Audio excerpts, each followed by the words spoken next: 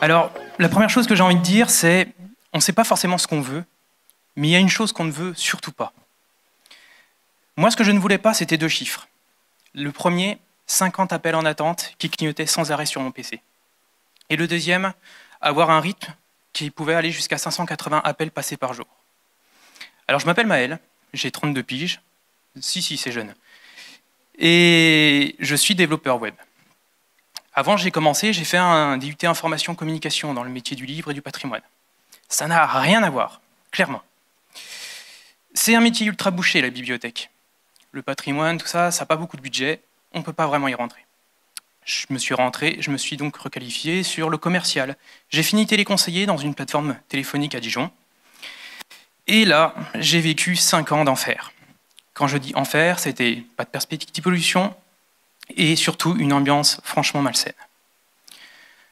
Le truc, c'est que je me suis dit, au bout d'un moment, Maël, qu'est-ce que tu peux faire? Tu veux continuer à travailler sur un boulot purement alimentaire ou est-ce que tu veux faire quelque chose qui te plaît? Donc je me suis interrogé.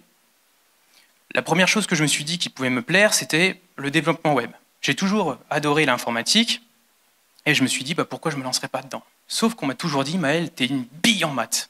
Tu ne vaux pas un clou, qu'est-ce que tu voudras faire là-dedans? Donc je suis allé me renseigner auprès de certains professionnels. J'ai, on va dire, enfoncé un peu des portes pour aller voir des vrais développeurs et je leur ai posé clairement la question. Si on est nul en maths, est-ce que ça change quelque chose? Et il y en a un qui m'a dit, non mais, gars, j'étais pareil que toi, ma moyenne de maths c'était 4 sur 20. Je suis devenu développeur. Ça ne peut pas t'en empêcher. Les maths sont une logique, le développement en est une autre. Si tu travailles à fond, tu peux y arriver. Donc, j'ai voulu carrément me reformer. Je suis allé voir mon patron de la plateforme à ce moment-là, je lui ai dit « Je veux me requalifier professionnellement dans le développement web ». En toute sa générosité, bien entendu, il s'est empressé de refuser, bien sûr. Donc j'ai démissionné, purement et simplement. J'ai fait quelques petits boulots, le temps de mettre en place mon projet, de bien le peaufiner et savoir exactement où je voulais aller. Quand je me suis présenté devant ma conseillère de Pôle emploi, premier rendez-vous, je lui ai donné un dossier complet. La formation que je voulais faire, pourquoi, par quel moyen je me suis renseigné sur cette formation et ce que j'attendais de Pôle emploi pour m'aider à y arriver. Elle m'a dit « Banco, je vous suis ». Donc je me suis présenté à Webforce 3, qui m'ont fait passer des tests d'entrée. Sitôt ces tests passés, ils m'ont pris en entretien et ils m'ont dit clairement « C'est 4 mois et demi de formation. Ces 4 mois et demi vont être super intenses. » Alors pour vous donner une idée, 4 mois et demi, c'est 145 jours pour avoir des notions de développement web. C'est super court. Webforce 3, ils vont clairement vous dire « On vous met le pied à l'étrier, c'est à vous de faire le reste du chemin. » Donc pendant 145 jours, j'ai bossé comme un malade. Je n'avais plus de vie sociale. Donc je suis vraiment rentré dans le cliché du développeur, pour le coup. Mais ça valait le coup. Donc j'ai couru après le sommeil pour pouvoir résoudre parfois certains bugs, comprendre certaines fonctions que je n'arrivais pas à comprendre tout de suite. On a commencé à travailler sur du HTML, CSS, JS, jQuery, PHP, l'orienté objet, MySQL et ensuite Symfony. J'ai donc ensuite été en stage chez BWA où j'ai fait un contrat, ensuite Agence 24 et maintenant je suis développeur web e-commerce chez Achios Communication à Dijon.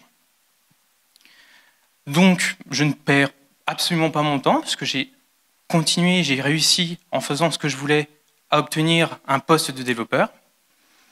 Je ne chôme pas étant donné qu'avec la crise du Covid et les fermetures des commerces au grand public, beaucoup se tournent vers la solution du e-commerce pour pouvoir continuer à vivre. Donc c'est quelque chose de très gratifiant parce qu'on aide aussi des commerces à pouvoir continuer à faire un chiffre d'affaires leur permettant de vivre et faire vivre leurs employés. Donc je me suis investi à fond. C'est quelque chose qui demande énormément de sacrifices, mais qui vaut le coup, qui vaut vraiment le coup. Je reprendrai mon collègue Nicolas, qui avait dit la principale qualité, c'est de ne rien lâcher. Et je suis d'accord avec lui. Il faut rien lâcher du tout.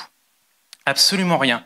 On m'a toujours dit la meilleure des fatigues, c'est celle que tu obtiens quand tu fais quelque chose que tu aimes. Et moi, je l'obtiens. Tous les soirs, je rentre, je suis rincé par le boulot parce que je n'arrête pas. Mais par contre, je suis content parce que c'est le boulot que j'aime. Je m'éclate avec des lignes de code, à résoudre des bugs, à développer des sites, à les voir sortir et à les voir grandir.